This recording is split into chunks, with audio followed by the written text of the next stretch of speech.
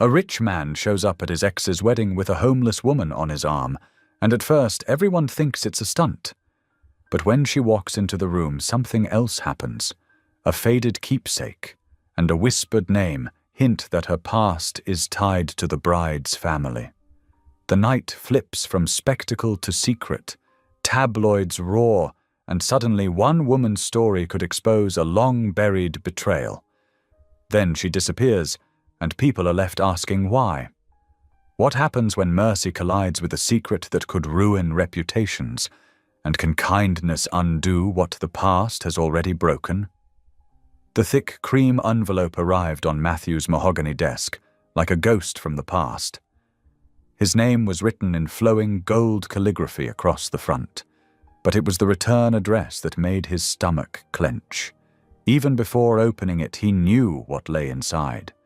Matthew's fingers traced the edge of the envelope, remembering a time when such invitations brought joy rather than dread. With practiced control, he slid his letter opener beneath the flap and extracted the contents. The invitation was everything he expected: ornate, expensive, dripping with sophistication. Together with their families. It read, "Vivian Elizabeth Crawford and James Preston Montgomery request the honor of your presence." Matthew set it down and walked to the window of his office, 40 stories above the city streets. The late afternoon sun caught the glass buildings, turning them to mirrors of amber and gold. 3 years had passed since Vivian had ended their engagement, yet the prospect of watching her marry another man twisted something deep in his chest. "Mr. Hale." His assistant's voice came through the intercom. "Your 4 o'clock is here." "Thank you, Sarah. Give me 5 minutes." His voice remained steady, betraying none of the turmoil beneath. Years of boardroom negotiations had taught him that much at least. He straightened his tie in the reflection, adjusted his cuffs, and packed away the emotional response that threatened to crack his carefully maintained facade. There would be gossip, of course. The social circles they both inhabited thrived on it. He could already imagine the whispers at the ceremony, how the jilted ex-fiancé had shown up, how he still wasn't over her, how tragic it all was. The afternoon passed in a blur of meetings and conference calls, but the invitation sat like a weight in his thoughts. By evening, when the office had emptied and the city lights had begun to twinkle against the darkening sky, Matthew knew he needed to walk to clear his head.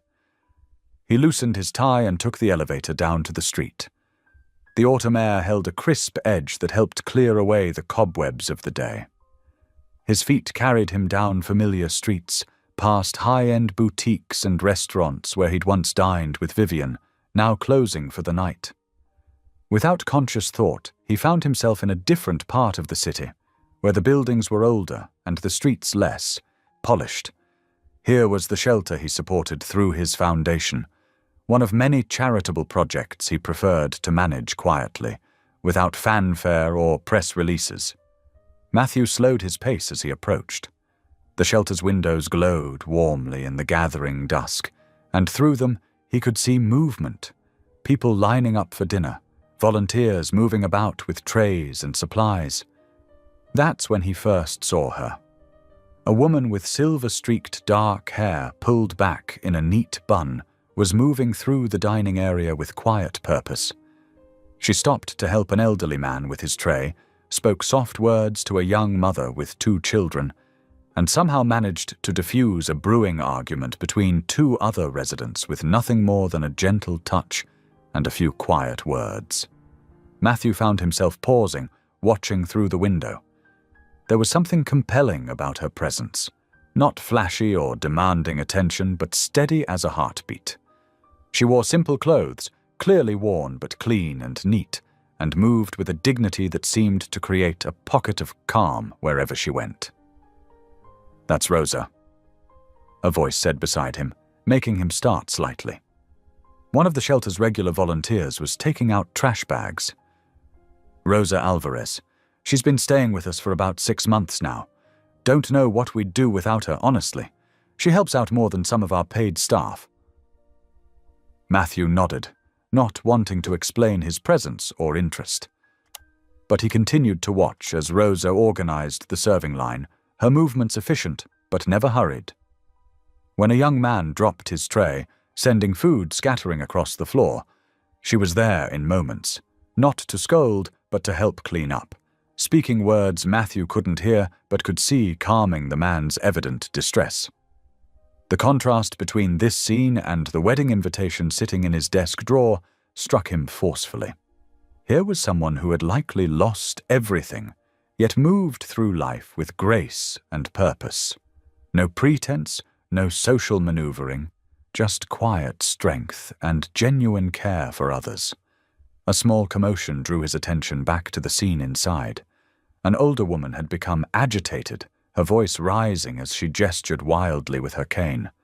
Rather than backing away, Rosa approached her directly, sat down beside her, and simply listened.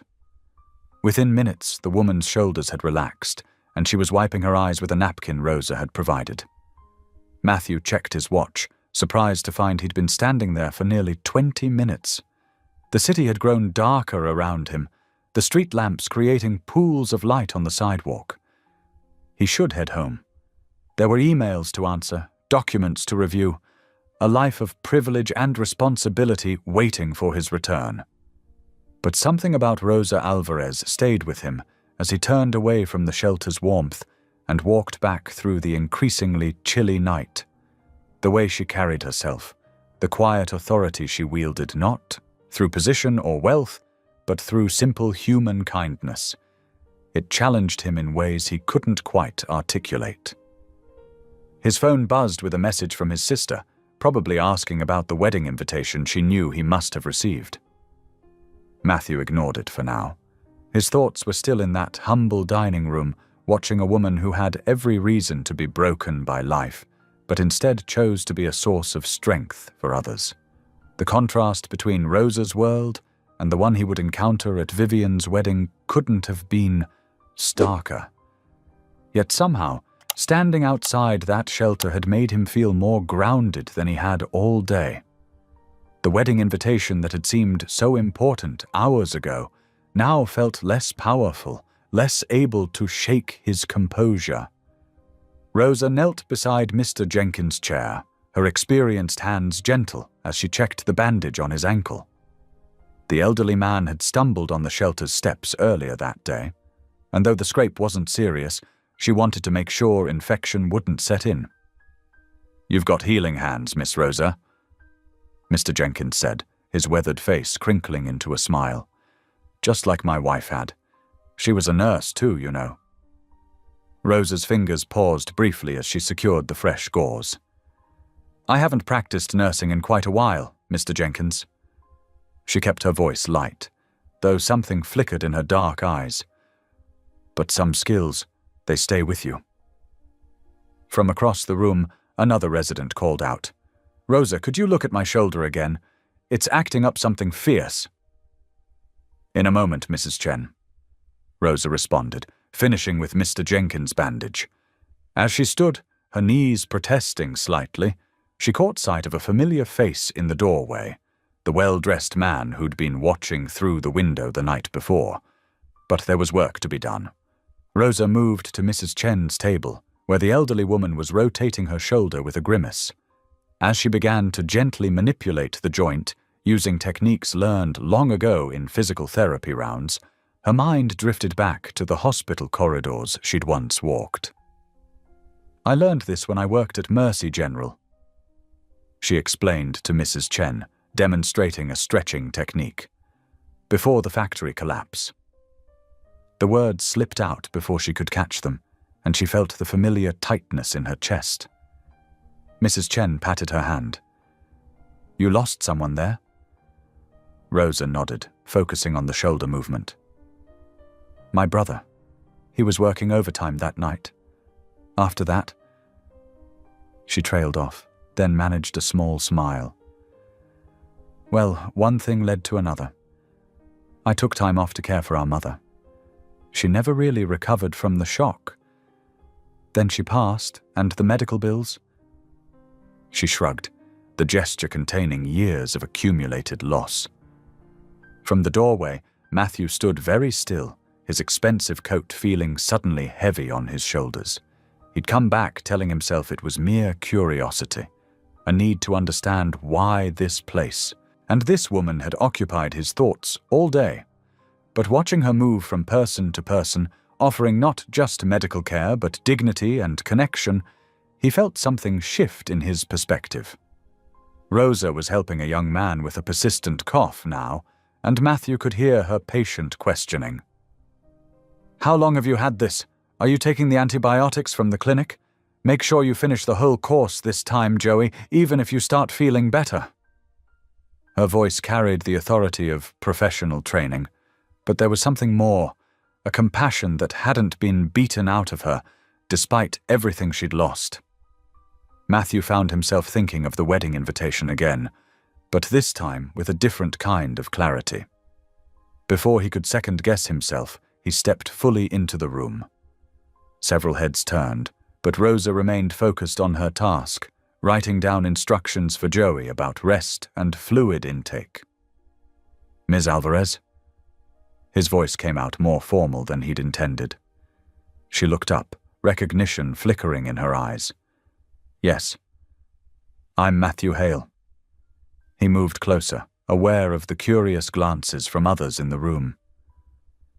"I was wondering if I might have a moment of your time." Rosa straightened, brushing her hands on her worn jeans. "Of course." She led him to a quieter corner of the room, her manner professional despite the unusual situation. Matthew found himself speaking before he'd fully formed the thoughts. "I have a rather unexpected proposition for you." He paused, suddenly aware of how this might sound. "That is, I'm attending a wedding next month, my ex-fiancée's wedding, to be precise, and I find myself in need of a date." Rosa's eyebrows rose slightly, but she remained silent, waiting. "I know this must sound strange," he continued, "but watching you these past 2 evenings, the way you handle difficult situations with such grace." He took a breath. "Would you consider accompanying me to this wedding? As my guest?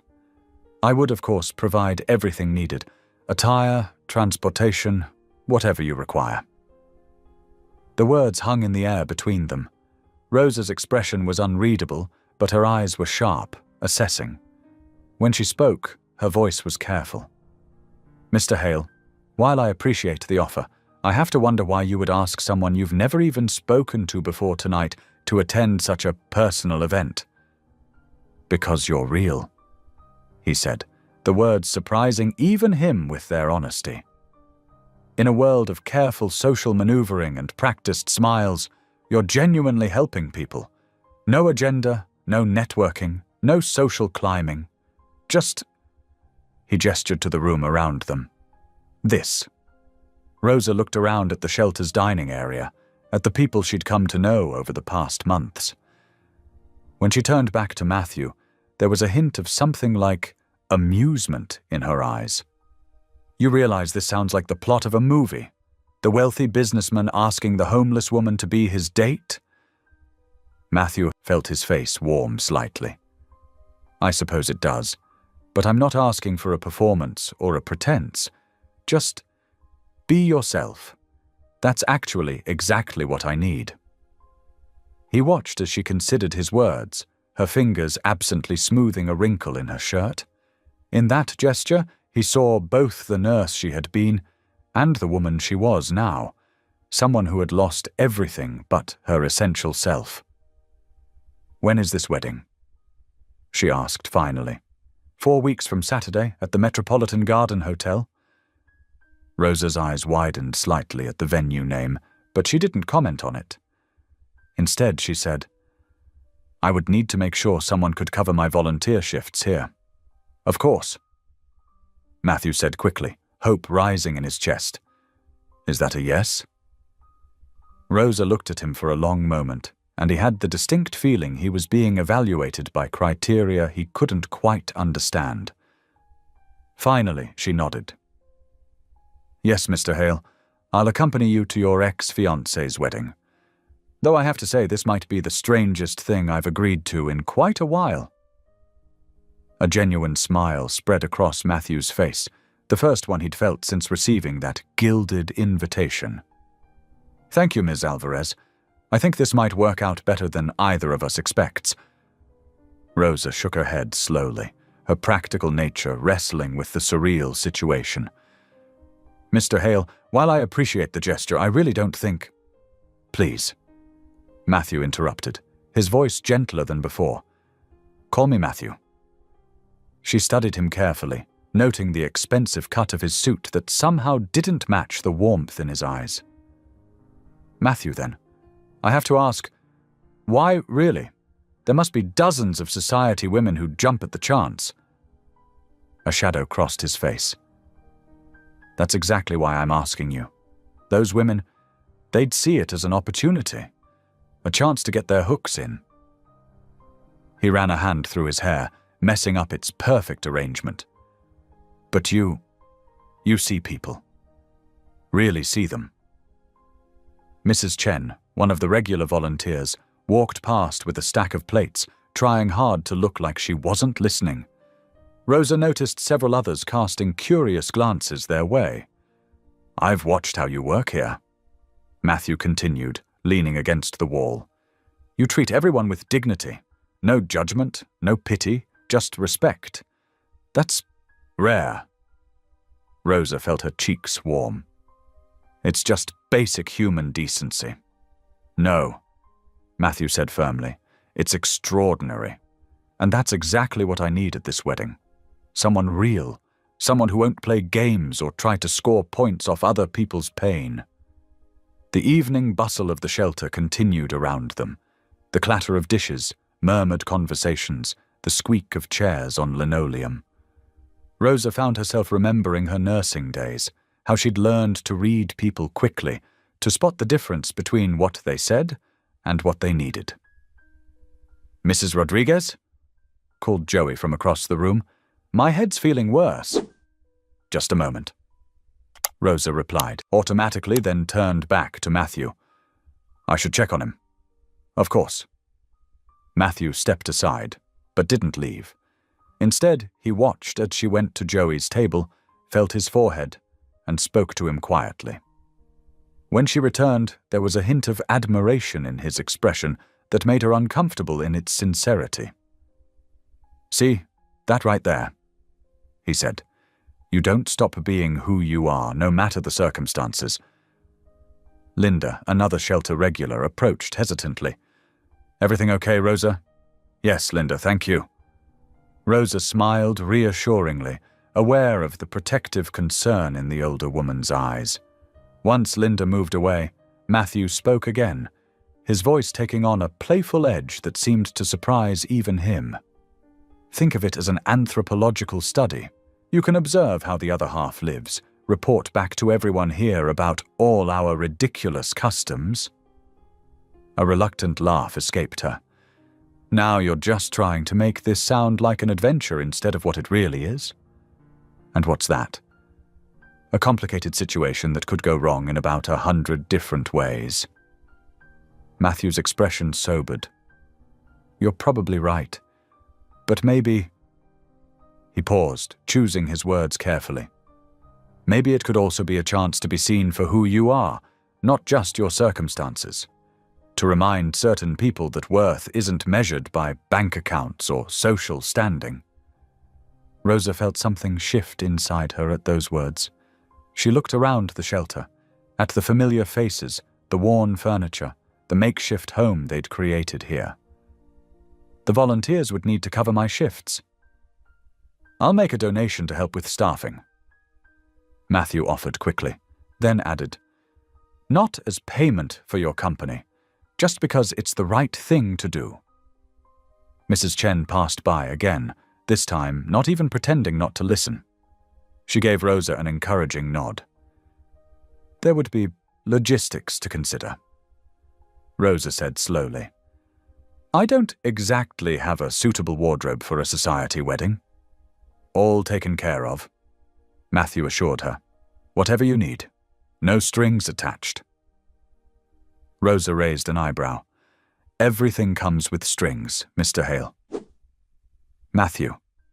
He corrected again, then smiled. And you're right. I suppose my string is wanting someone genuine in my corner, while I face a room full of people who think they know exactly who I am. The honesty in his voice struck her. She recognized something in him then, a loneliness carefully hidden behind wealth and control, not so different from the loneliness she saw every day in the shelter. Well, she said finally, I suppose it would be interesting to see how the other half lives, as you put it. Matthew's face lit up with genuine pleasure. Is that a yes? It's a I must be crazy, but yes. She held up a hand as he started to speak. But I have conditions. I won't pretend to be someone I'm not. And I won't be part of any scheme to make your ex-fiancé jealous. Agreed, on both counts. He pulled out a business card and handed it to her. My direct number. We can work out the details over the next few days. As Matthew left the shelter, Rosa could feel the buzz of excitement and concern spreading through the room. Mrs. Chen hurried over immediately. Rosa, are you sure about this? She asked, wringing her hands. That man is Matthew Hale. He's in the papers all the time. I know, Mrs. Chen. Rosa tucked the business card carefully into her pocket. But sometimes the most unexpected choices turn out to be exactly right. Linda joined them, shaking her head. It's like a fairy tale, she declared. Are Rosa going to a fancy society wedding? It's just one evening, Rosa reminded them, but she couldn't help smiling at their excitement. And I'm going as myself, not some made-over princess. Still, Mrs. Chen insisted, it's quite something. Just be careful, dear. Rosa nodded, touching the card in her pocket. I will be. But you know what? I think he might be the one who needs to be careful. Society events can be sharks' ponds. And you'll be the lifeboat, Linda said firmly. Just like you are for all of us. Rosa smoothed down the simple navy dress Matthew had helped her select. Though elegant, it was understated enough to make her feel like herself. The charity gathering buzzed with conversation and tinkling crystal in one of the city's most exclusive venues, a converted historical mansion with soaring ceilings and gilt-edged mirrors. She stood near a marble column, taking in the scene. Matthew had been pulled away by some business associates, leaving her to observe the glittering crowd. Ladies in designer dresses air-kissed each other's cheeks, while waiters circulated with champagne and delicate hors d'oeuvres. Would you like something to drink, ma'am? A server paused beside her. Just water, thank you. Rosa accepted the crystal glass, using it as a prop to feel less conspicuous. Her eyes drifted across the room, taking in the details. The decor was immaculate, fresh flowers everywhere, ice sculptures catching the light, and elaborate table settings that probably cost more than most shelter residents saw in a month. The main table, reserved for the host family, drew her attention with its particularly ornate arrangement. That's when she saw it.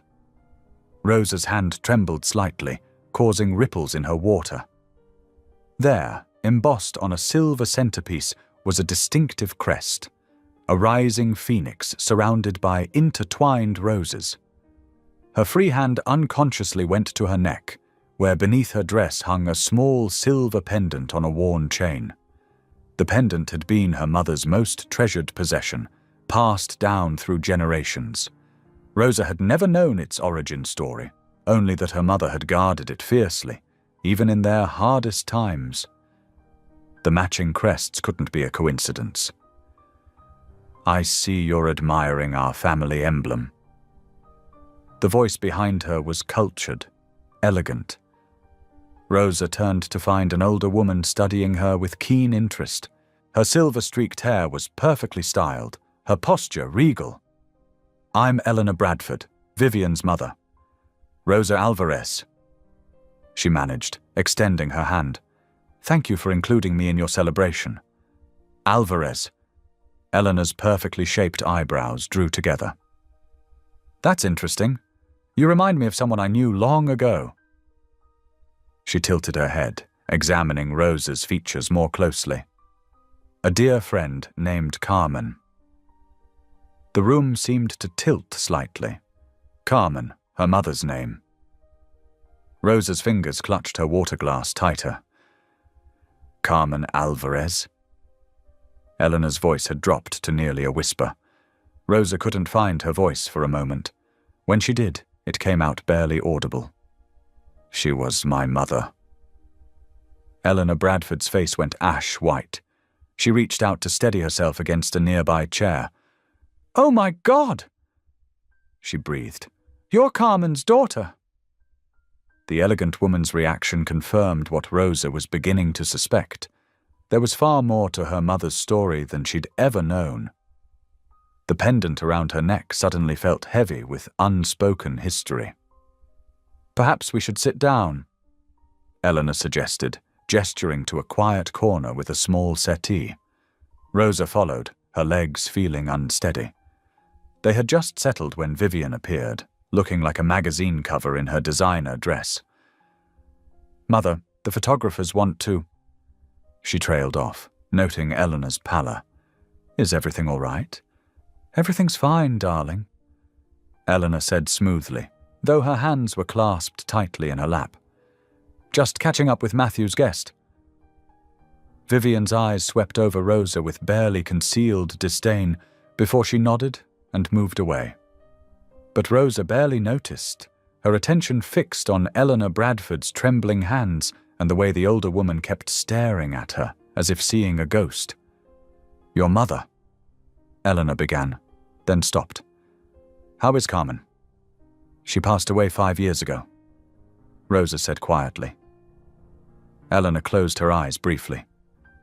"I'm so sorry. I lost touch with her so many years ago. After everything that happened." She reached out as if to touch Rosa's hand, then pulled back. "You have her eyes, you know. I should have seen it immediately." Rosa's heart was pounding. "Mrs. Bradford, what exactly happened? My mother never spoke about her past, but this crest—" She touched her pendant through her dress. Eleanor's eyes widened at the gesture. "You have one of the pendants?" Her voice was strained. "Of course you do. Carmen would have wanted you to have it." Before she could continue, a man in an expensive suit approached. "Eleanor, the mayor's waiting to discuss the foundation's new initiative." "Of course, Richard, I'll be right there." Eleanor stood, but her eyes stayed fixed on Rosa. "We need to talk, properly talk. But not here, not now. There's too much." She pressed her lips together. "Would you be willing to meet with me? After the wedding, perhaps?" Rosa nodded, her mind whirling with questions. "Please." Eleanor touched her arm briefly. "Don't mention this conversation to anyone, not even Matthew. There are complications I need to sort through first." As Eleanor glided away to join her waiting guests, Rosa sat frozen in place. What had started as a simple arrangement with Matthew had suddenly become infinitely more complex. Her mother's pendant felt like it was burning against her skin, heavy with secrets that were starting to unravel. Matthew found her a few minutes later, still sitting in the corner. "There you are. I'm sorry I got pulled away. Are you okay? You look pale." Rosa forced a smile. "I'm fine. Just a little overwhelmed by all of this." She gestured vaguely at the opulent room, but her mind was on Eleanor Bradford's face when she'd heard Carmen's name, and the matching crests that somehow linked her simple mother to this world of wealth and privilege. The morning of the wedding dawned clear and bright. Rosa stood in front of a borrowed mirror, smoothing down the simple navy dress she'd found at a consignment shop. It was elegant in its simplicity, clean lines, classic cut, and a hem that fell just below her knees. She'd spent an evening carefully steaming out the wrinkles and sewing a loose button more securely. Matthew's car pulled up outside her temporary housing exactly at 9 o'clock. He stepped out, looking handsome in his dark suit, and opened the passenger door for her. "You look lovely," he said quietly, and Rosa could tell he meant it. The drive to the church was mostly silent. Rosa watched the city scroll past her window, noting how the buildings grew more impressive as they entered the wealthy district. Her hands kept straying to her mother's pendant, now tucked safely beneath her dress. They arrived at St. Michael's Cathedral, all soaring stone and stained glass. Matthew helped her from the car, and Rosa felt the first flutter of nerves as they approached the entrance. Several guests were already gathered outside, their designer outfits and jewelry catching the morning sun. The whispers started immediately. Rosa could feel the stares, hear the hushed conversations falling silent as she passed.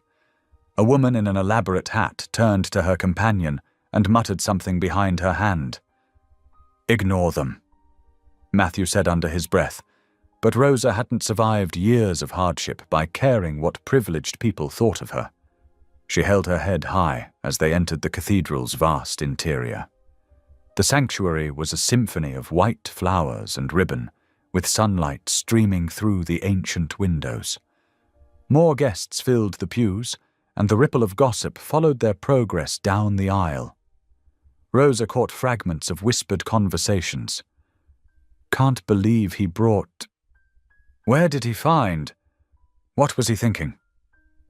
They found seats near the middle, and Rosa was grateful for the moment to catch her breath. But then she heard a small sound of distress from the pew behind them. She turned to see a little girl, perhaps 6 years old, in a frilly flower girl dress. The child was fighting tears as her mother frantically tried to fix a torn ribbon on her basket. "Here," Rosa said softly, reaching into her small purse. "I always carry safety pins." She smiled at the little girl. "May I help?" The child nodded, sniffling. With gentle efficiency, Rosa secured the ribbon, then produced a tissue and dried the girl's tears. "There now, you look beautiful, like a princess." The girl's face brightened. "Really? Really?" Rosa assured her. "And princesses are brave, aren't they? They hold their heads high and do their very important jobs, even when they're nervous." The child sat up straighter, clutching her repaired basket. Her mother gave Rosa a grateful look, previous judgment forgotten in the face of such simple kindness. A commotion near the side chapel drew Rosa's attention. A young woman in a bridesmaid's dress was having what appeared to be a panic attack, her breathing rapid as she pressed herself against the wall. "Excuse me," Rosa murmured to Matthew, rising quietly.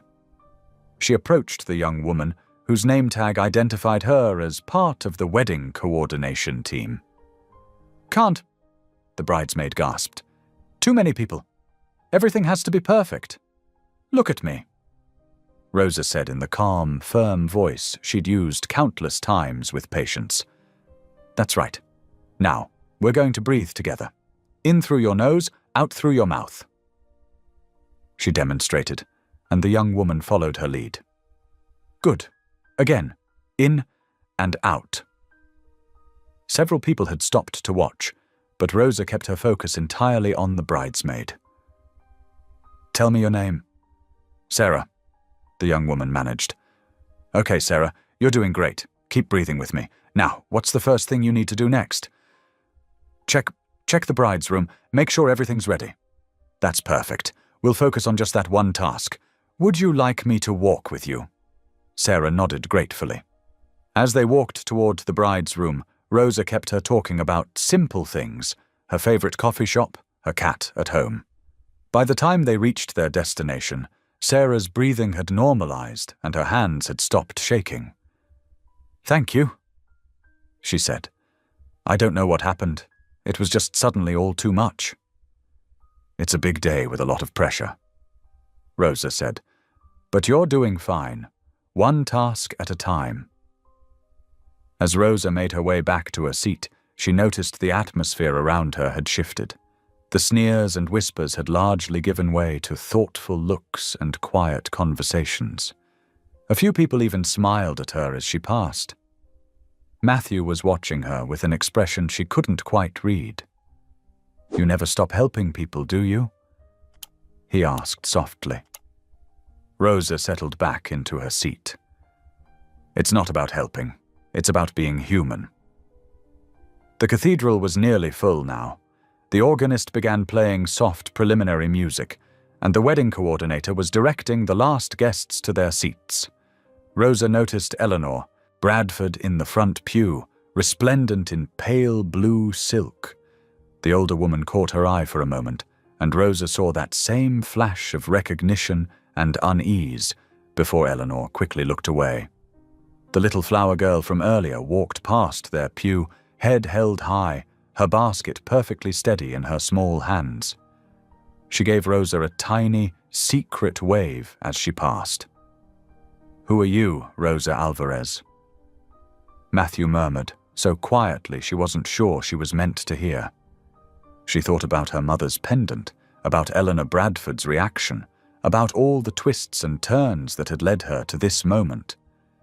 "I'm just someone trying to make it through each day with grace," she answered simply. The organ music swelled, and the congregation rose as the first notes of the wedding march began to play. The wedding ceremony passed in a blur of music and flowers, and now the reception hall buzzed with the controlled chaos of photographers arranging group shots. Rosa stood to the side, watching as Vivian, radiant in her designer gown, directed the proceedings with practiced grace. "The Bradford family, please," the photographer called out.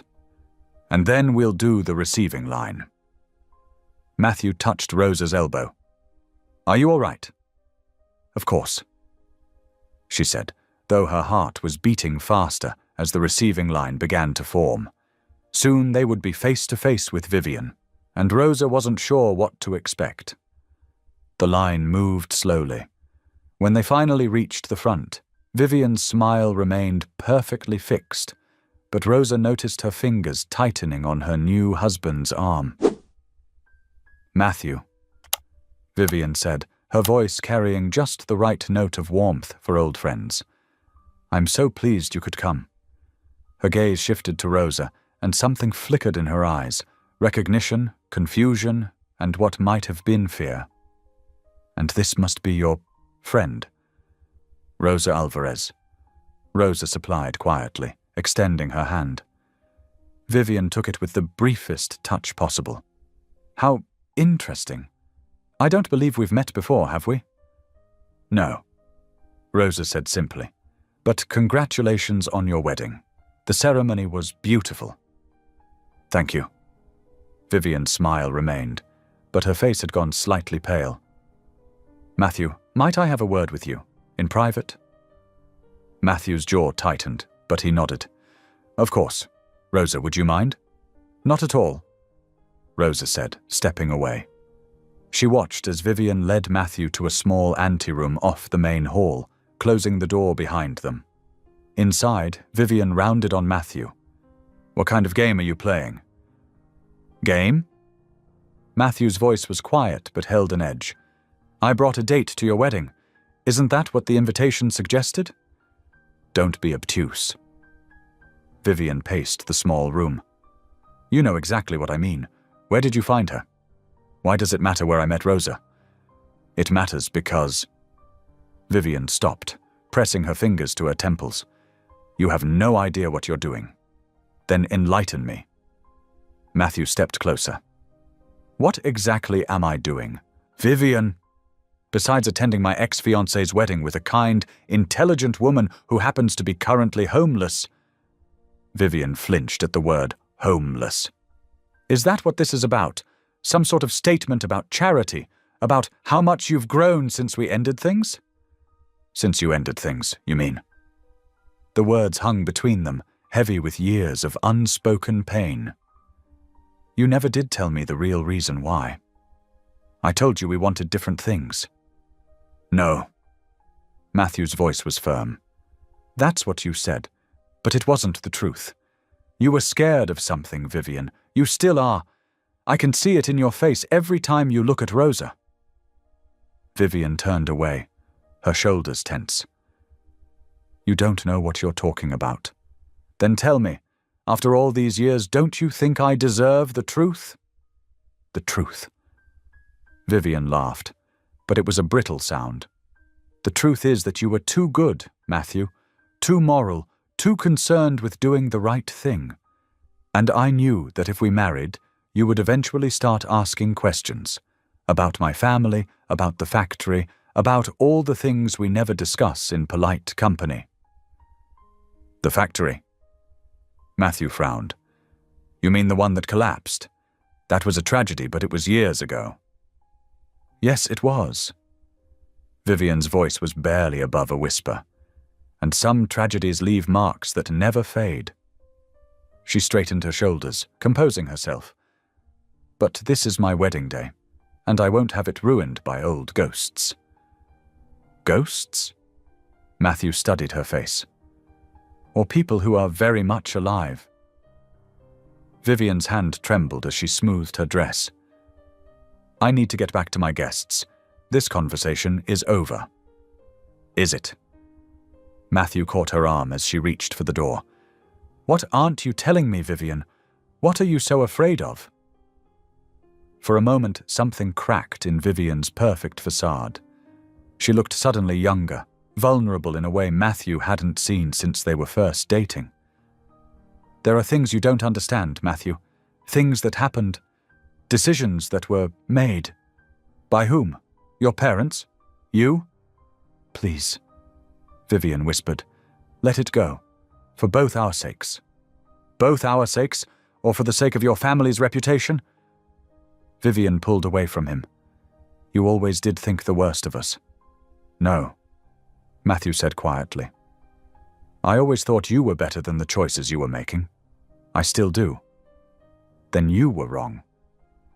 Vivian's mask slipped back into place. Now, if you'll excuse me, my husband is waiting. She opened the door and stepped out, immediately assuming the radiant smile of a happy bride. But Matthew had seen the fear in her eyes, the weight of whatever secret she carried. He watched her rejoin the reception, accepting congratulations and posing for photos, while beneath it all, something untold threatened to unravel. Rosa appeared at his side, her face concerned. Are you all right? Matthew looked at her, then back at Vivian. I'm not sure, but I think there's more to this story than either of us knew. There usually is, Rosa said softly, her hand unconsciously touching the pendant hidden beneath her dress. The reception continued around them, a swirl of celebration and champagne, but Matthew couldn't shake the feeling that beneath the perfect surface, years of carefully maintained silence were beginning to crack. Matthew found Rosa standing in a quiet hallway, away from the reception's bright lights and laughter. She was staring at an old photograph on the wall, a group shot of men in suits shaking hands outside an industrial building. Are you hiding too? He asked softly, coming to stand beside her. Rosa didn't turn. Her fingers were wrapped tightly around the pendant at her neck. That's my father, she said, pointing to a figure in the background of the photo. Hector Alvarez. He was the production manager. Matthew stepped closer, studying the image. A younger man stood slightly apart from the main group, his posture proud, but his expression guarded. Even in the faded photograph, there was something dignified about him. The Prescott Steel Mill, Rosa continued, her voice barely above a whisper. That photo was taken the day they announced the partnership. Everyone was so hopeful then. Matthew's chest tightened as pieces began falling into place. The mill that closed. Without warning. Rosa's hand trembled slightly as she touched the glass covering the photo. 300 workers lost their jobs overnight. Families that had been there for generations, suddenly with nothing. My father. She paused, drawing a shaky breath. He'd given 25 years to that place, put me through nursing school with his savings, and then one morning the gates were locked. No severance, no explanation. Just corporate lawyers talking about market forces and necessary restructuring. Matthew watched her face in the dim light. And the Prescotts, Vivian's family. They'd promised to modernize, to keep it running. A flash of old anger crossed Rosa's features. Instead, they stripped the assets and sold the land. My father found out later they'd planned it that way from the start. The partnership was just for show, to keep everyone quiet until the deal was done. Rosa. Matthew's voice was gentle. Why did you agree to come here today? She finally turned to face him, and he saw tears gleaming in her eyes. Because I needed to know if they remembered, if they ever thought about the lives they destroyed. She pulled the pendant from beneath her dress, a small silver medallion with a familiar crest. This was my mother's. She cleaned houses for the Prescotts when times were hard. Mrs. Prescott gave it to her, said it was a family heirloom, called her Dear Maria, and promised to help find work for my father. But they never did. No. Rosa's laugh was bitter. They moved away that summer. Mother died the next winter, pneumonia, because we couldn't afford proper heating. Father never recovered from losing her. The shame of not being able to provide, it broke something in him. He drinks too much now, lives with my cousin in Arizona. I haven't seen him in years. Matthew reached out, gently touching her arm. I'm so sorry. I'm not telling you this for sympathy. Rosa straightened her shoulders. I came because I wanted them to see me, not as some charity case or social experiment, but as Rosa Alvarez, daughter of Hector Alvarez. I wanted them to look me in the eye and remember what their wealth cost others. Does Vivian know about your connection to the mill? Her mother recognized my name at the charity event, the way she looked at me. Rosa shook her head. She knows. They all probably know. That's why they're so unsettled by my presence here. I'm a ghost they thought they'd buried along with their conscience. Matthew ran a hand through his hair, understanding dawning. That's why Vivian was so agitated. Why she ended our engagement. She must have known what her family had done. The truth has a way of surfacing, Rosa said quietly, no matter how deeply we try to bury it. A burst of laughter echoed from the reception hall. The sound felt jarring against the weight of Rosa's revelations. I should never have asked you to come, Matthew said. I had no idea I was reopening old wounds. You didn't reopen anything. These wounds never really healed. Rosa touched the photograph one last time. But maybe it's time they did. Not through forgetting, but through facing what happened. Through acknowledging the cost of choices made in boardrooms that shatter lives in living rooms. Matthew studied her face, the quiet strength, the dignity that had first drawn him to her at the shelter. What do you want to do? Nothing. She smiled sadly. I didn't come for revenge or confrontation. I just wanted to stand here, in this house, wearing this dress, and know that I survived. That we survived, even if we lost everything. Sometimes being seen is enough. The corridor fell silent as they stood together, the party's distant music a muffled reminder of the celebration continuing without them.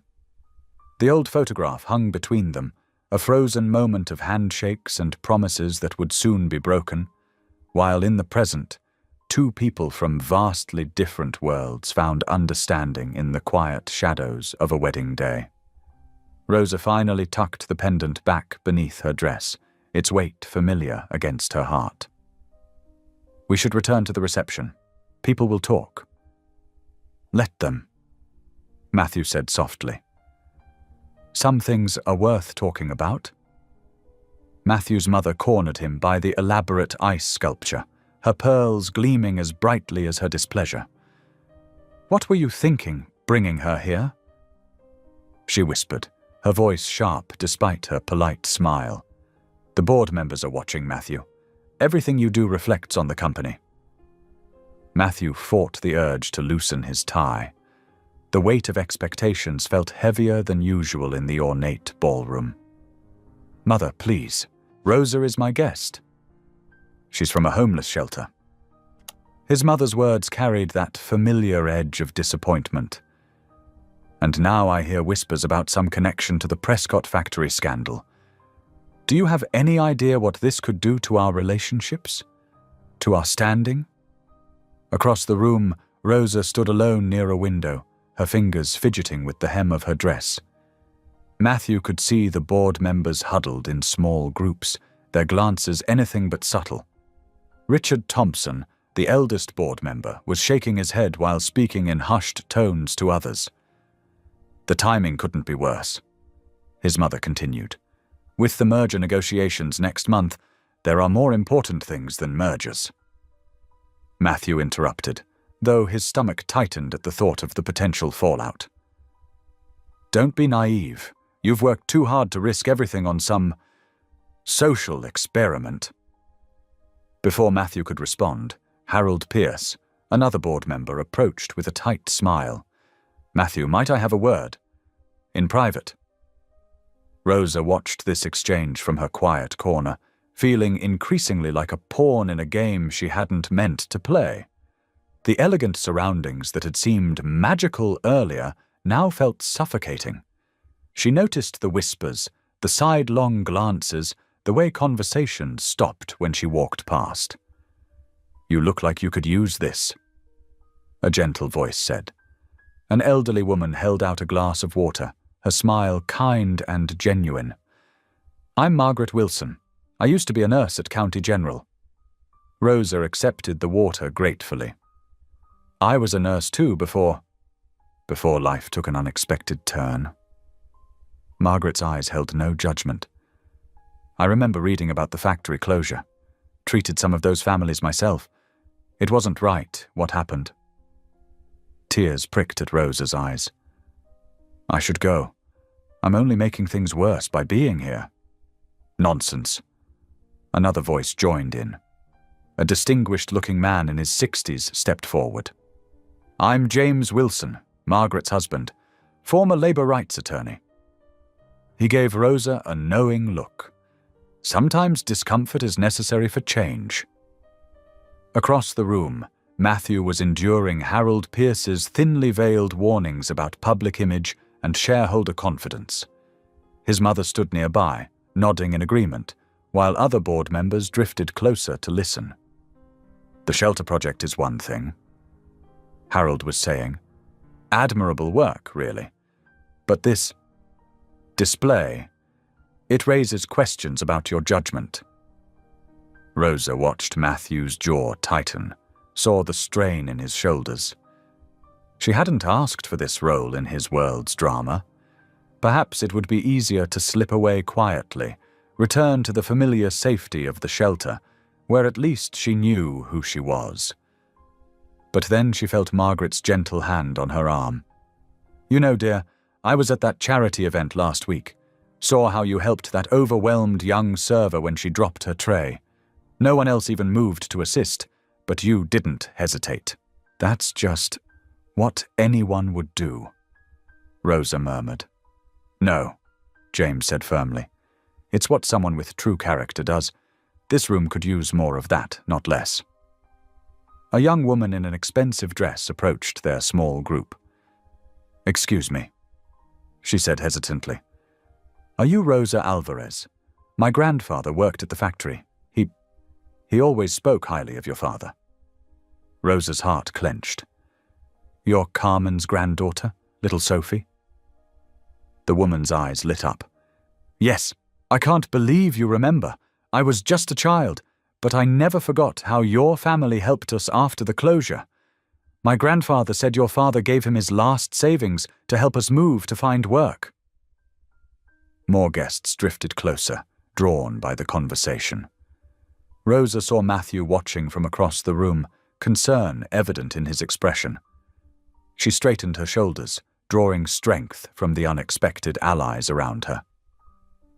"Your father was a good man," another older guest said. "The whole situation was a disgrace. Some of us never forgot.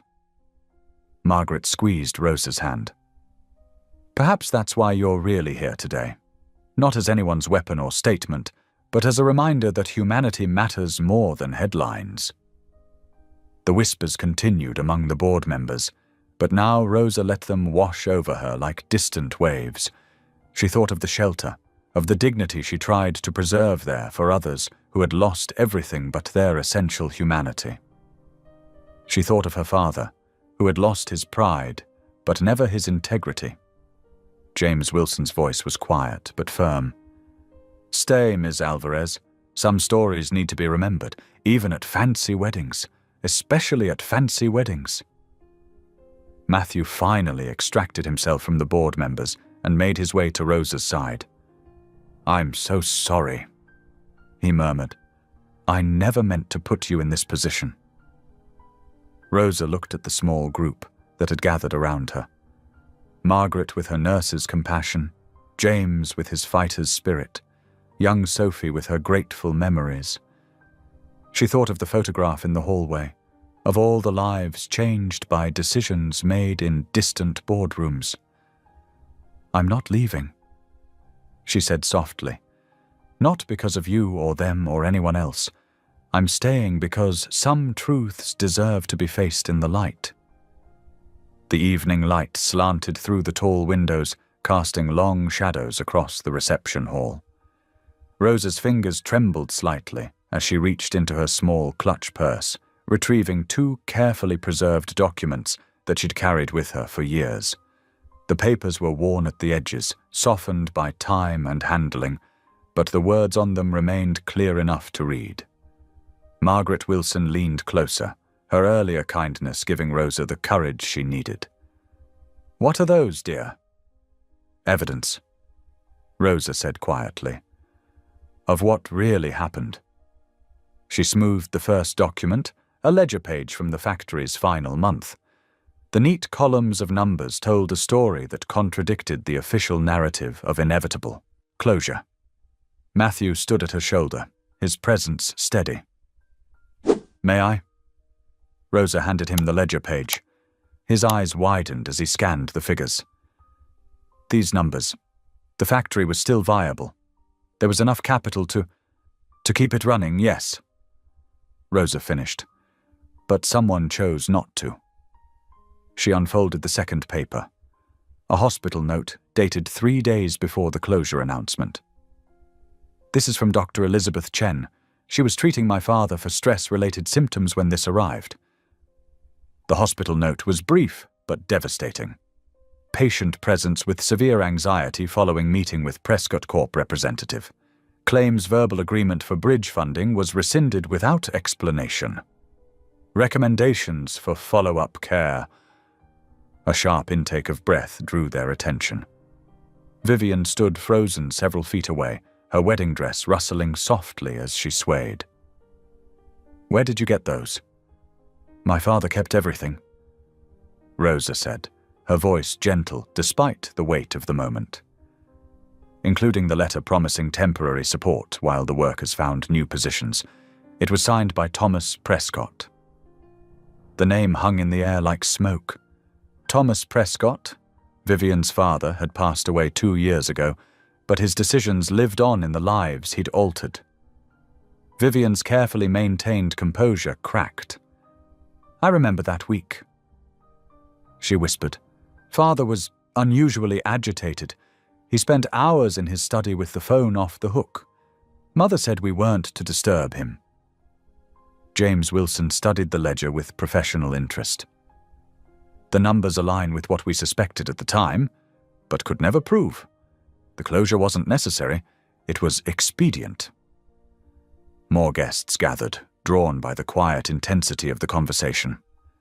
Rosa noticed several older couples exchanging knowing looks. The story had been buried, but not forgotten. There was a choice, Rosa continued, her words measured and clear. The factory could have been saved. 300 families could have kept their dignity, their homes, their community. Instead, my father chose the cleaner option. Vivian finished.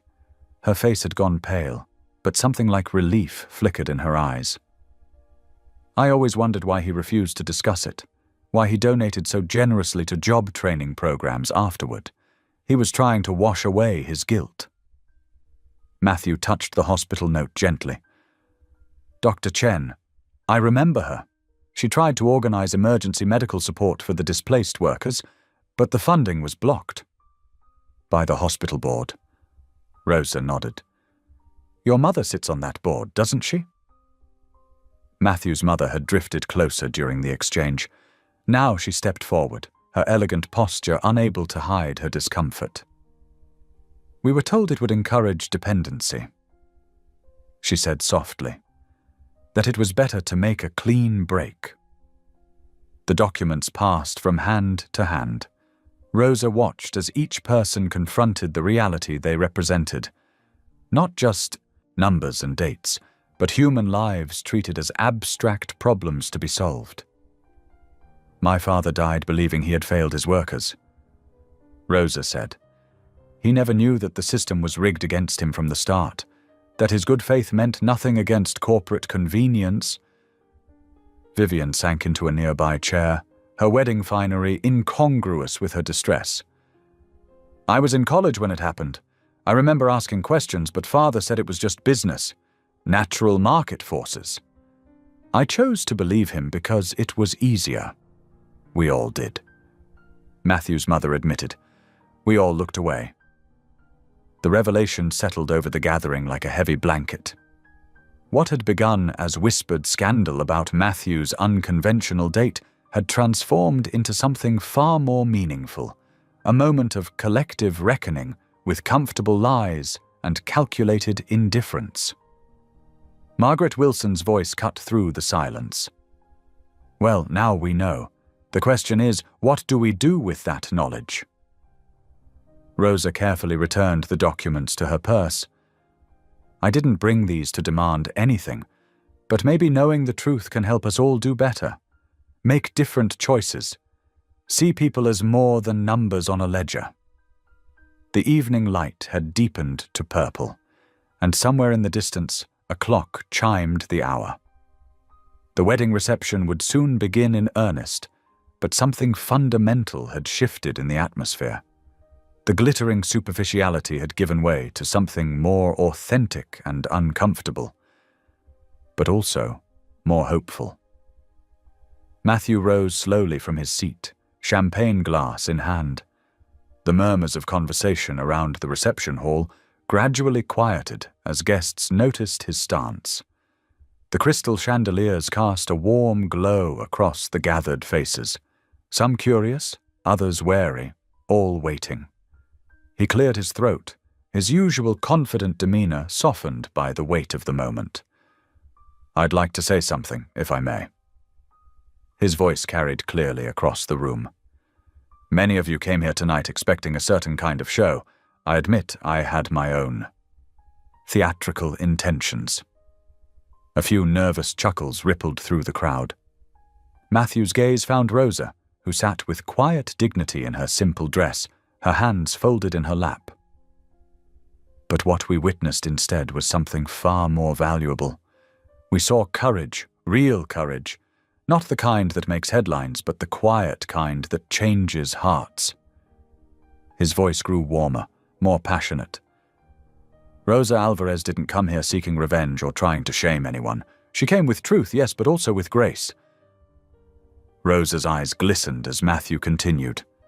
I've spent years in boardrooms and benefit galas, but I've rarely seen the kind of strength she showed today. The strength to face painful history without bitterness. The wisdom to understand that healing starts with honesty. Mrs. Henderson, one of the older board members, dabbed at her eyes with an embroidered handkerchief. Beside her, her husband nodded slowly, his usual stern expression softening. Some of you know Rosa as the woman from the shelter. Matthew acknowledged. But I've seen her work tirelessly to help others, despite her own struggles. I've watched her treat everyone, from CEO to street sweeper, with the same genuine respect. She reminded all of us, what real dignity looks like. Vivian sat very still, her perfectly made-up face showing subtle cracks in its composure. Her new husband squeezed her hand gently. The documents Rosa shared weren't weapons. They were mirrors. They showed us what happens when we prioritize convenience over compassion, when we choose looking away over looking deeper. Matthew's voice grew thoughtful. But they also showed us it's never too late to make different choices. James Wilson stood up then, his distinguished grey hair catching the light. The Wilson Foundation would be honored to establish a workers' relief fund in partnership with the Prescott family. He announced, "It's time we addressed old wrongs." Margaret Wilson nodded firmly. "We'll need someone with both medical experience and a deep understanding of community needs to help coordinate efforts," she added, looking meaningfully at Rosa. More voices joined in. The president of City Memorial Hospital offered to review their community outreach policies. A real estate developer proposed setting aside units in his new housing project for displaced families. Each offer seemed to break down another wall of resistance, another layer of practiced indifference. "This is what change looks like," Matthew continued, his voice warm with emotion. "Not in grand gestures or public announcements, but in small moments of truth and connection, in choosing to see each other as people first, not problems to solve or obstacles to overcome." He turned to face Rosa directly now. "Thank you," he said simply. "Thank you for showing us what grace under pressure truly means. Thank you for giving us the chance to do better." Rosa's eyes shone with unshed tears, but her smile was radiant. Around the room, other eyes grew moist. Even some of the waitstaff paused in their duties, touched by the sincerity of the moment. Vivian suddenly stood up, her movement causing her wedding dress to rustle softly. Her carefully maintained facade cracked completely as she walked over to Rosa. "I'm sorry," she whispered, loud enough for nearby guests to hear. "I'm so sorry for what my family did to yours." Her voice caught. "And I'm sorry I spent so long pretending it didn't matter." The two women looked at each other for a long moment, the society bride and the homeless nurse, connected by a thread of shared history and, perhaps now, shared hope for healing. The atmosphere in the room had transformed. Where there had been judgment and whispered gossip, now there was a tentative warmth. Elderly board members who had earlier turned away from Rosa now approached to introduce themselves. Young socialites who had snickered, behind their hands now, listened intently as she spoke about her work at the shelter. Matthew watched it all unfold with quiet satisfaction. This wasn't the revenge he'd initially imagined when he'd invited Rosa to the wedding. It was something far better, a chance for genuine change, sparked by one woman's courage to stand in her truth with dignity and compassion. The musicians began playing again softly, but the usual artificial gaiety of a wedding reception had been replaced by something more authentic. Small groups formed throughout the room, engaging in real conversations instead of social pleasantries. Plans were being sketched on cocktail napkins, connections made, possibilities explored. Through it all, Rosa remained centered and genuine, responding to each person with the same warm attention she gave to everyone at the shelter. Her presence seemed to remind everyone that true elegance had nothing to do with designer labels or social status. It came from treating others with consistent kindness and respect. Matthew caught glimpses of his mother in deep discussion with hospital board members, her usual social smile replaced by focused determination. He saw Vivian's relatives, who had initially been so dismissive, now listening intently as Rosa described the challenges faced by displaced workers and their families. The evening light softened through the windows, casting a gentle glow over the scene. In that warm illumination, the usual barriers of class and status seemed to matter less. For this moment at least, compassion had prevailed over judgment and hope over history. The morning after the reception dawned cold and grey. Matthew sat at his desk, scrolling through his phone when the first notification hit. His stomach dropped as he saw the headline from the Daily Whisper, "Billionaire's cruel revenge, homeless woman used as pawn in society wedding scandal." The article was a masterpiece of manipulation. His initial meeting with Rosa at the shelter had been twisted into a calculated plot. Anonymous sources claimed he'd spent weeks coaching her to maximize Vivian's humiliation. The reporter had even dug up old quotes from his broken engagement, painting him as a bitter ex determined to ruin Vivian's perfect day. His phone buzzed constantly now. Twitter was exploding with hashtags. Weddinggate and Billionaire revenge trended nationwide. Each refresh brought new waves of outrage. "This is exactly what I was afraid of." His mother's voice crackled through the speaker. "The board is in an uproar. Harrison wants an emergency meeting at 2 o'clock. Matthew's assistant rushed in with printouts from more newspapers. Each headline was worse than the last. Someone had leaked emails between him and his event planner, discussing Rosa's dress and transportation arrangements. Stripped of context, they read like stage directions for a cruel social experiment. Channel 7 is running a special report tonight. His PR director reported grimly. "They're interviewing people who claimed they overheard you coaching Rosa before the reception. None of it's true, but—" "Where is Rosa?" Matthew interrupted, his voice tight with concern. No one knew. She hadn't been at the shelter that morning. Her few possessions were gone from her usual spot. The elderly man she'd been caring for said she'd left before dawn. Tears in her eyes. The shelter's phone lines were jammed with reporters.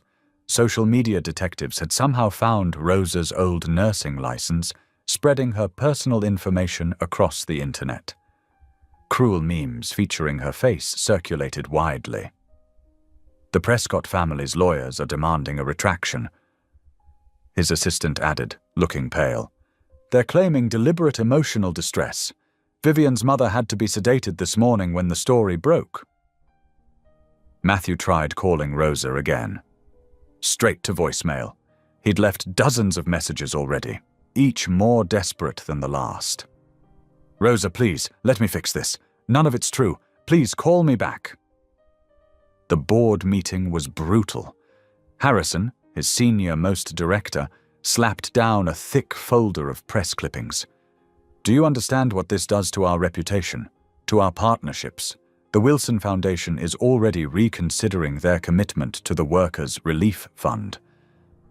"It's all lies," Matthew insisted, but his voice sounded hollow even to himself. "The truth doesn't matter anymore." Harrison snapped. "The narrative is set. You used a vulnerable woman to settle an old score. You manipulated public sympathy. You made us all complicit in your revenge scheme." More leaked emails appeared online. Someone had accessed his private calendar, revealing multiple visits to the shelter in the weeks before the wedding. What had been genuine concern was now portrayed as calculated grooming of his unwitting pawn.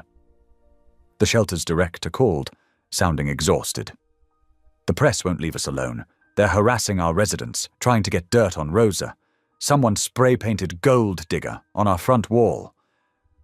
Social media influencers picked apart every moment from the reception.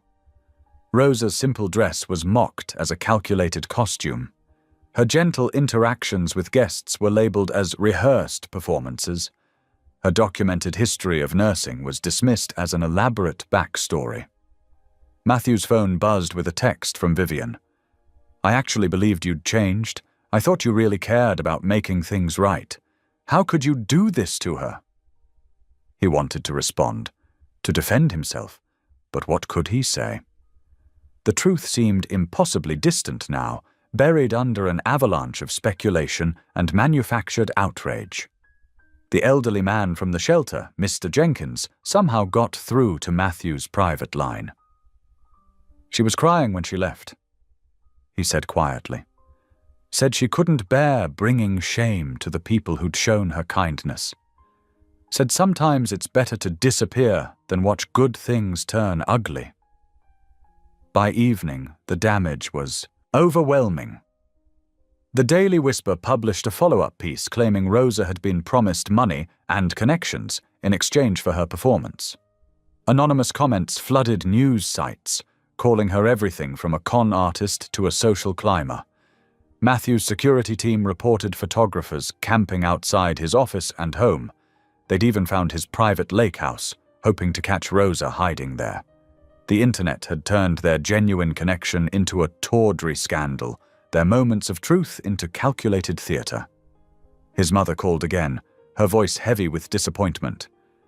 The Foundation's annual gala is next week. The committee thinks it's best if you don't attend. We can't risk any more negative attention. Late that night, alone in his office, Matthew stared at the last photo taken at the reception. Rosa's smile was radiant as she talked with elderly Mrs. Wilson about community healthcare initiatives. Now that moment of authentic connection was tainted, twisted into something ugly by people who traded in scandal and outrage. The shelter's security cameras showed Rosa leaving at 4:30 that morning, a small bag over her shoulder. She'd left a note for Mr. Jenkins, asking him to take care of her few remaining possessions. No forwarding address, no hints about where she might go. On his desk, the morning papers waited with their screaming headlines. His phone continued to buzz with messages from board members demanding action, from reporters seeking comments, from former friends choosing sides. But all Matthew could think about was Rosa walking away in the pre-dawn darkness, carrying the weight of other people's cruelty on her shoulders, her dignity intact even as the world tried to strip it away. Matthew sat in his dimly lit office, ignoring the carefully crafted statement his PR team had prepared. The words rang hollow, empty corporate speak about regrettable misunderstandings and moving forward together. He pushed the papers aside with disgust. "Sir," his assistant Sarah ventured carefully, "the board expects you to make a public statement by noon." "No." Matthew's voice was quiet but firm. "We're done with statements." He pulled up his banking dashboard and began moving money between accounts. His fingers flew across the keyboard with purpose. Sarah watched in confusion as he transferred substantial sums. "Contact Dr. Rivera at Metro Community Hospital," he instructed. "Tell her the funding for that clinic expansion she proposed last year is approved. Full amount. I want construction to begin next week." Sarah blinked. "But sir, the board hasn't—" "It's my personal money," Matthew cut in. "No board approval needed." He was already pulling up another set of documents. "And get me James Chen from the Workforce Development Center." Throughout the day, Matthew methodically redirected his resources. He approved funding for a job training program targeting displaced manufacturing workers. He greenlit 3 affordable housing, developments that had been stuck in planning stages. He authorized grants for small business loans in struggling neighborhoods. His phone kept buzzing with messages from board members and PR consultants, all demanding he get ahead of the story. He ignored them all. "Your reputation," Sarah started to say. "My reputation doesn't matter," Matthew interrupted. "What matters is fixing what's actually broken." He thought of Rosa's face when she'd spoken about her father's co-workers, people who'd lost everything when the factory closed. Their suffering hadn't ended with newspaper headlines or corporate statements. It had continued in quiet, grinding ways that no one with power had bothered to notice. By afternoon, he was meeting with Carlos Rodriguez, a former union organizer who now ran a community advocacy group. "These people need real help," Carlos said bluntly. "Not photo ops or promises." "I know." Matthew pushed a folder across the desk. "Here's what I'm proposing. Review it with your team. Tell me what's missing." Carlos's eyes widened as he read through the documents. "This is substantial. It's a start," Matthew corrected. "We'll adjust based on actual needs." He spent hours with Carlos, diving deep into the specifics of what different communities needed most. Job training was crucial, but so was childcare for parents attending classes. Housing assistance needed to include utility support and transportation access. Health services had to account for years of delayed preventative care. The tabloids were still having a field day.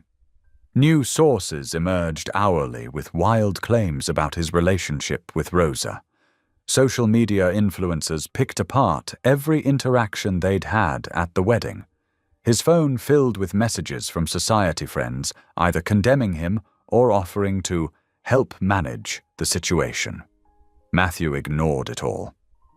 Instead, he met with Dr. Rivera to review clinic staffing needs. He walked through potential sites for the job training center with James Chen. He studied detailed proposals for expanding mental health services and addiction recovery support. "The board is threatening to call an emergency meeting," Sarah reported one evening.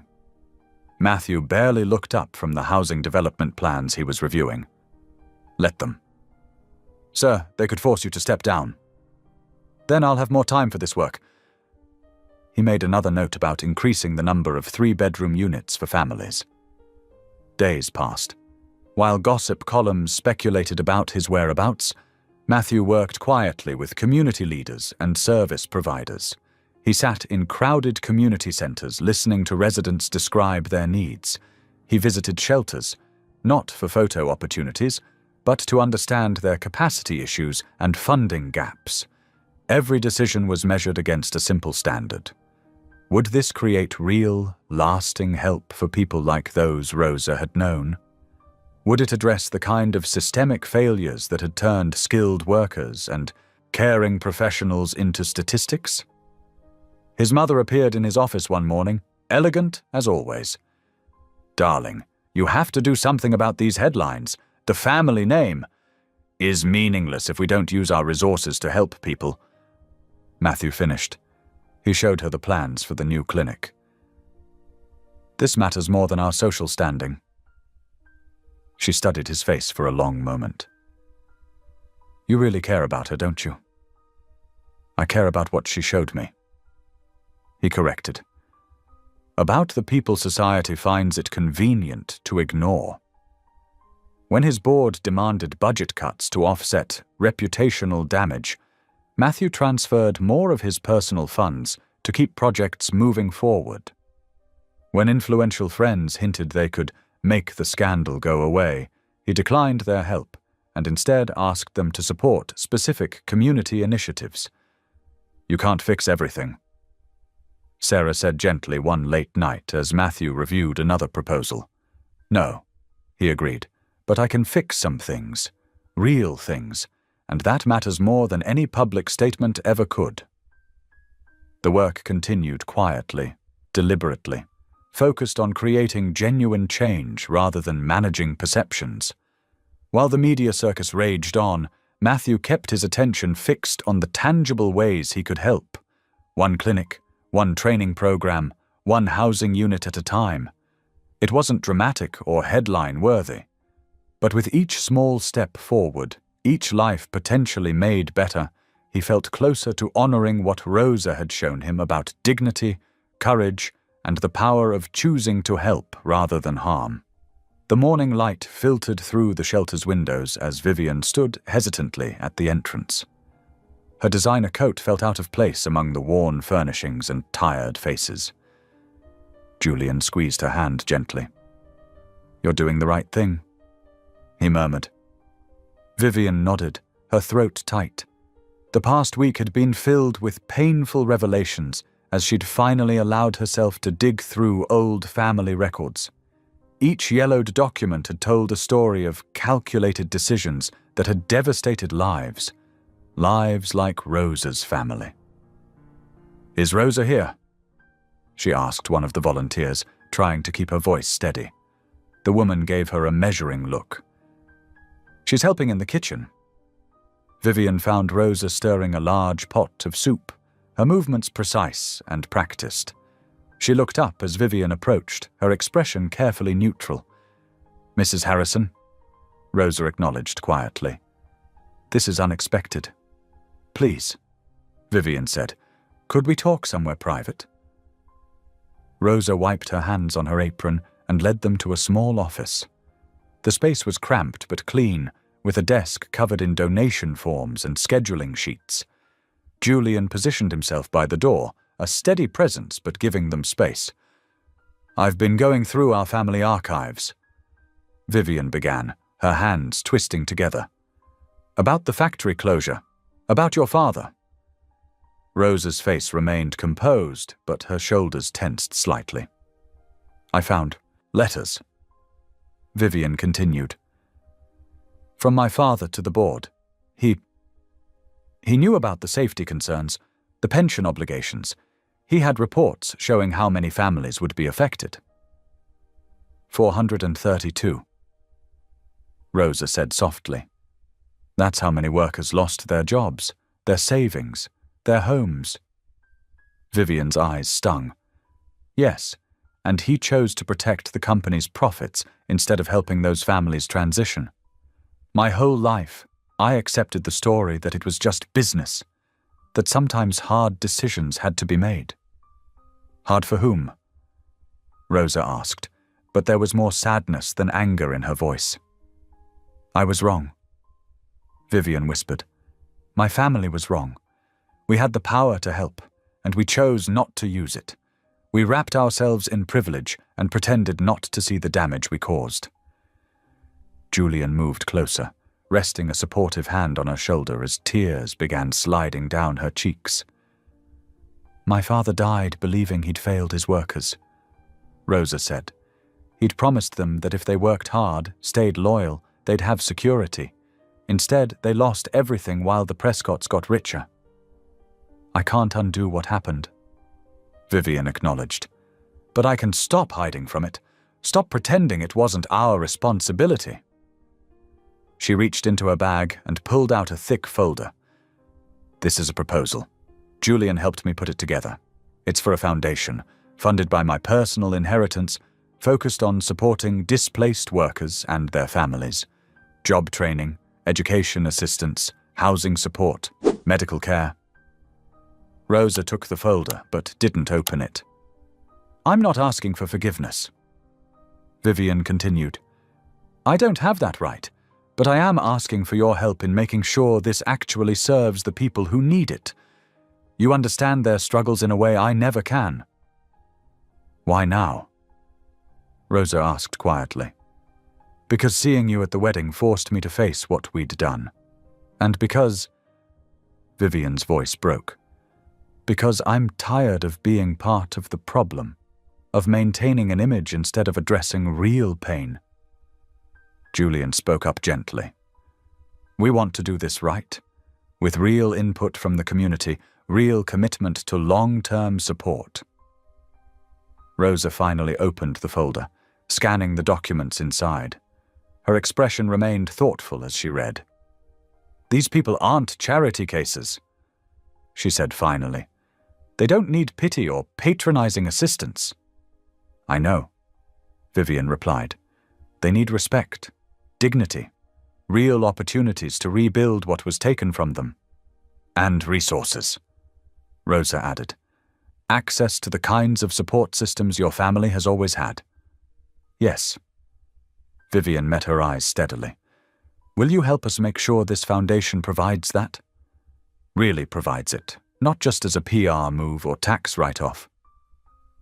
Rosa was quiet for a long moment, studying Vivian's face. This won't fix everything, she said finally.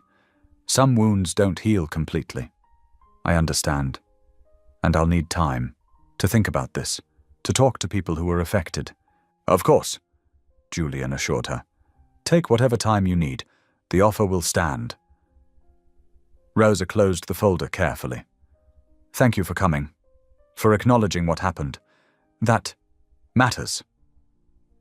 Vivian nodded, unable to speak past the tightness in her throat.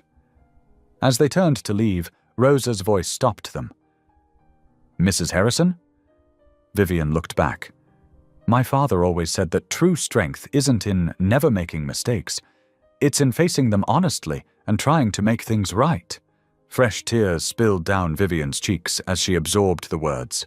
Together, she and Julian walked out into the morning light, leaving Rosa to consider their offer and the possibility of a different kind of healing. 2 weeks after Vivian's visit, Rosa sat in the small coffee shop near the shelter, her hands wrapped around a warm mug. Across from her, Matthew watched as she carefully reviewed the revised foundation proposal. "The Community Oversight Board is a good addition," she said, turning another page. "And the job training programs. All your suggestions were incorporated," Matthew assured her. Vivian and Julian were very clear about wanting this done right. Rosa nodded, but her expression remained thoughtful. "It's strange," she said softly. "For so long, I carried this weight of what happened. Not just the loss, but the feeling that no one cared, that we were invisible." Through the window, afternoon sunlight caught the silver in her hair. Matthew waited, giving her space to gather her thoughts. "The clinic proposal." She touched the papers gently. "It's exactly what this community needs, but I need to know it won't become another broken promise." "That's why they want you involved," Matthew said. "Your experience as a nurse, your connection to the community, you understand what's really needed." Rosa took a slow sip of coffee. "I told them I'd help," she said finally. "But on my terms, no publicity stunts, no using my story for marketing. And," she straightened her shoulders, "the clinic needs to honor the Alvarez workers, not just my father, but all of them. Their names, their stories need to be remembered." "Of course," Matthew agreed immediately. "What did you have in mind?" "A memorial wall, photos, stories, a record of what they built and what was lost, so people understand this isn't just about charity, it's about recognizing human dignity." Matthew smiled warmly. "I think that's perfect." Rosa's phone buzzed softly. She glanced at it, and her face shifted with emotion. "Speaking of dignity," she took a steadying breath, "my father agreed to meet me. Today." "Hector." Matthew's expression softened with understanding. "How long has it been?" 8 years. Rosa's voice wavered slightly. "After everything fell apart, he couldn't bear to see me struggling, and I couldn't face his disappointment. Do you want me to come with you?" She shook her head. "This is something I need to do alone, but thank you." An hour later, Rosa stood outside a modest apartment building on the east side of town. Her heart hammered as she pressed the buzzer for Unit 3B. The door opened, and there he was. Hector Alvarez looked older, his face more lined, but his eyes were the same. Warm brown, filled with quiet dignity. For a long moment, they just stared at each other. "Rosa," he whispered, his voice rough with emotion. "Papa." The word caught in her throat. He opened his arms, and she stepped into them, tears starting to fall as he held her close. His familiar scent, coffee and Old Spice aftershave, brought back a flood of memories. Inside his small apartment, photos covered one wall. Family gatherings, factory celebrations, children's graduations. Rosa recognized faces of people who had worked alongside her father for decades. "You kept them all," she said softly. "To remember." Hector's voice was gentle. "The good and the hard times." They sat at his kitchen table, where 2 cups of coffee waited. Rosa noticed his hands trembling slightly as he added sugar to his cup. "I saw the news," he said carefully. "About the wedding. About what you did." Rosa tensed, but his next words surprised her. "I was proud of you, Mejia, standing up with such grace, such strength. I was so afraid," she admitted, "of causing more pain, of shaming our family name." "Shame." Hector shook his head firmly. "You showed them the truth with dignity, like your mother would have done." At the mention of her mother, Rosa's tears returned. "I'm sorry, Papa, for disappearing, for not letting you help when things got bad. And I'm sorry for letting my pride keep me away." He reached across the table to take her hand. "When I lost the factory, I lost myself for a while. Seeing you struggle." He paused, swallowing hard. "I felt I had failed you as a father." "No, Papa, never that."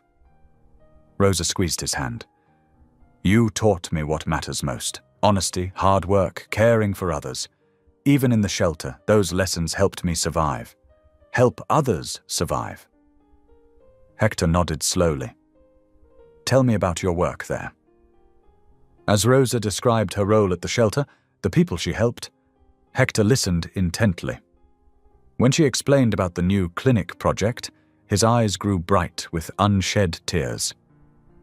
"This is good work," he said simply, "healing work." "Will you help?" Rosa asked. "We need people who remember, who can tell the stories that need to be told." Hector was quiet for a long moment. "It still hurts," he admitted, remembering what was lost. "But maybe—" He looked at the wall of photos. "Maybe it's time to use that pain to help others heal too." They talked for hours, sharing memories both painful and precious. When Rosa finally stood to leave, Hector walked her to the door. "Next Sunday," he said hesitantly, "I make dinner, your favorite, arroz con pollo, like your mother's recipe." Rosa's heart swelled. "I'll bring flan," she promised, "the way you taught me." He hugged her again, and this time she felt the years of separation beginning to mend, like broken bones slowly knitting back together. As she walked home through the gathering dusk, Rosa felt lighter. Not because everything was fixed. There were still hard conversations ahead, still wounds that needed time to heal. But she had chosen a path forward that honored both truth and hope, that preserved dignity while making space for change. The lights of the shelter glowed ahead, and she quickened her steps. There was work to be done, stories to be gathered, healing to begin. And this time, she wouldn't be doing it alone. The autumn morning dawned crisp and clear as Rosa stood before the newly renovated clinic building. What had once been an abandoned storefront now gleamed with fresh paint in warm, welcoming colors. The sign above the door read, "Alvarez Community Health Center," in dignified letters. A crowd had gathered for the opening. Shelter residents, former factory workers, medical volunteers, and community members. They clustered together on the sidewalk, their breath visible in the cool air as they chatted quietly. Rosa noticed how naturally they mixed. No invisible lines separating those who had homes from those who didn't. Mrs. Chen from the corner grocery store stood next to Tom, a shelter regular who had helped paint the clinic's walls. A former factory worker who'd lost his pension chatted with a young doctor who'd volunteered her services. This was what healing looked like. Rosa thought. Not just bodies, but a community. Her father stood beside her, his back straight and proud in his best suit. In recent months, he'd become an integral part of the clinic's planning, sharing wisdom gained from decades of managing people and resources. The factory workers respected him, and the medical staff valued his practical insight. "Look at this, Mihija," he whispered, gesturing to the crowd. "Who would have thought?" Rosa squeezed his hand, remembering their Sunday dinners where they'd planned and dreamed, moving from cautious hope to determined action. Each week, more people had joined their vision. She spotted Matthew at the edge of the gathering, deliberately standing back from the cameras. He caught her eye and gave a slight nod. His quiet support had never wavered, but he'd insisted this day belonged to the community. The funds he'd provided came with no naming rights, no corporate branding, just resources to help people heal. A sleek car pulled up, and Vivian emerged with Julian. She wore a simple outfit that wouldn't draw attention, her usual polish tempered by genuine humility. Julian carried their infant daughter in a carrier, the baby's presence a reminder that healing rippled through generations. Vivian approached Rosa, her steps sure but not proud. "The press release is ready whenever you are," she said softly. Julian made sure it focuses on the community's efforts, not our family's involvement. Rosa nodded, appreciating how Vivian had learned to use her social connections to support rather than shield. The younger woman had surprised many with her dedication to making amends, not through grand gestures, but through consistent practical help. "Ladies and gentlemen," the clinic's administrator called out, "if we could gather for the ceremony." The crowd shifted forward. Rosa felt her father's steadying presence as she moved to take her place by the ribbon. The red silk fluttered in the breeze, a bright line between past and future. "Today we celebrate more than a building," Rosa began, her voice clear and strong. "We celebrate the power of community to heal itself." She saw faces in the crowd light up with recognition as she spoke about resilience, about how true healing required both medicine and mercy. A former factory worker wiped his eyes when she mentioned how their stories would be preserved and honored. "In this place," she continued, "we will measure success not in profits, but in people helped, not in money saved, but in dignity preserved." Matthew stepped forward then, handling the large ceremonial scissors to Hector. "Mr. Alvarez," he said formally, "would you do us the honor?" Rosa watched her father's hands that had once operated complex machinery, then weathered years of struggle, grasp the scissors. The ribbon parted with a satisfying snick. Applause erupted as the doors opened. People began moving inside, exclaiming over the bright waiting room with its comfortable chairs and children's play area.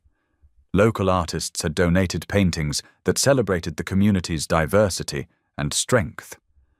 Rosa followed more slowly, taking in details she'd helped plan. Signs in multiple languages, wide doorways to accommodate wheelchairs, a small garden visible through the windows where healing herbs would grow. In the main hallway, a wall of photographs caught the light. There were pictures of the old factory workers, of shelter residents who'd become clinic volunteers, of medical staff training community health workers. Below them, protected behind glass, lay the ledger page that had sparked this change, now accompanied by new pages recording acts of kindness and healing. "It's beautiful," Vivian said quietly, coming to stand beside her. The baby in Julian's arms gurgled, reaching towards the lights. "It's real," Rosa replied. "That's what matters most." She watched as her father led a group of former workers through the facility, pointing out how their suggestions had been incorporated into the design. Their voices carried pride rather than bitterness now. Matthew approached, keeping his customary slight distance. "The board approved funding for 3 more years," he said simply. No strings attached. Rosa nodded, grateful for his understanding that this place needed to belong to the community, not to corporate interests. His money had opened doors, but it was the people's faith and work that would keep them open. The morning continued with tours and celebrations, with stories shared over coffee and pan dulce from the bakery down the street. Rosa moved through it all, noting how naturally people helped each other, offering chairs to the elderly, translating for non-English speakers, guiding newcomers to the right departments. This was the true measure of success, she thought, not the building or the equipment, but the way people looked out for each other, the way hardship had been transformed into help, and old wounds had become sources of strength. The clinic hummed with life and purpose, a testament to what could happen when compassion outweighed pride, when healing meant more than just medicine. It stood as proof that even the deepest hurts could be mended, not by forgetting the past, but by using its lessons to build a better future. The autumn sun slanted through Rosa's apartment windows, painting golden squares on her small but tidy living room floor. She paused in folding laundry to watch leaves dance past her second-floor view. The space wasn't large, but it was hers, a home earned through honest work and restored dignity. Her phone buzzed with a message from the clinic. Another busy day ahead, but she wouldn't have it any other way. The work fulfilled her in ways she hadn't expected when she first accepted the position. Every day brought new challenges and new chances to help others find their footing. Rosa smiled at the framed photo on her wall. The clinic's opening day, with her father standing proud beside her. Hector had found his own path to healing, now serving as a mentor to younger workers in the job training program. His wisdom and experience proved invaluable to those trying to rebuild their lives. The Hector Alvarez Scholarship Fund announcement had arrived yesterday. Rosa knew Vivian was behind it, though the older woman had carefully kept her name off the paperwork. The scholarship would help children of displaced workers pursue medical training, ensuring the next generation had chances their parents didn't. Matthew's foundation had grown in unexpected ways, too. Rather than simply writing checks, they now focused on sustainable community development, using Rosa's approach as a model. 3 new clinics were under construction in other neighborhoods, each shaped by local needs and voices. Rosa gathered her things for work: her ID badge, comfortable shoes, and a small envelope she'd prepared the night before. Inside was enough money for bus fare and a carefully written note. She'd noticed a young woman at the shelter recently, someone who reminded her of herself from not so long ago. The woman had nursing experience but had lost her job after getting sick. Now she was trying to rebuild, just as Rosa once had. The note read, "Sometimes we all need a little help to take the next step. When you're ready, come see me at the clinic. There's always room for one more healer." Rosa slipped into the shelter quietly, nodding to the morning volunteers. She dropped the envelope into the counselor's box, knowing it would find its way to the right hands. The gesture felt right, a small act of mercy that might spark larger change. Walking to work, Rosa passed the old factory building. Its windows were no longer dark. A community center occupied the ground floor now, while upper levels were being converted into affordable housing. Lives were being rebuilt here, brick by brick and story by story. At the clinic, she found Matthew in the waiting room, his presence as understated as always. He was watching a mother comfort her feverish child, his expression thoughtful. "The pediatric wing opens next month," he said as Rosa approached. "The board's impressed with how you've managed resources here." "The community did the hard work," Rosa replied. "We just gave them tools." Matthew nodded, understanding. His foundation had learned to listen more than direct, to support rather than control. The results spoke for themselves, programs that worked because they grew from real needs and real experiences. Later that morning, Vivian stopped by with donation paperwork. Her designer clothes were as elegant as ever, but she carried herself differently now. Less armor, more awareness. She paused to help an elderly man with his walker before approaching the desk. "Julian says hello," she said warmly. "We're hoping you'll join us for dinner soon. No fancy restaurants. He's cooking at home." Rosa appreciated how Vivian had learned to navigate between her 2 worlds, no longer needing to prove anything to either. The woman who had once feared scandal now spoke openly about second chances and redemption. Through the clinic windows, Rosa could see the shelter where her journey with Matthew had begun. Such a simple building, yet it had sparked changes none of them could have predicted. Lives intertwined, wounds healed, lessons learned about what truly made a person wealthy. She thought of the envelope waiting in the counselor's box. Someone would find it today, just as others had found help when they needed it most. The cycle would continue. Mercy given freely, dignity restored carefully, hope passed forward one small gesture at a time. In the end, That was the real measure of wealth, not in bank accounts or social standing, but in moments of kindness that rippled outward, touching life after life. Rosa had learned this truth in poverty and carried it into abundance. Now she watched it multiply as others caught the vision of counting riches in acts of compassion rather than dollars. The morning's first patients began arriving, and Rosa turned her attention to the work at hand. There were people to help, stories to hear, healing to facilitate. This was where true wealth lived, in the space between giving and receiving, in the quiet moments when humanity recognized itself in the eyes of another.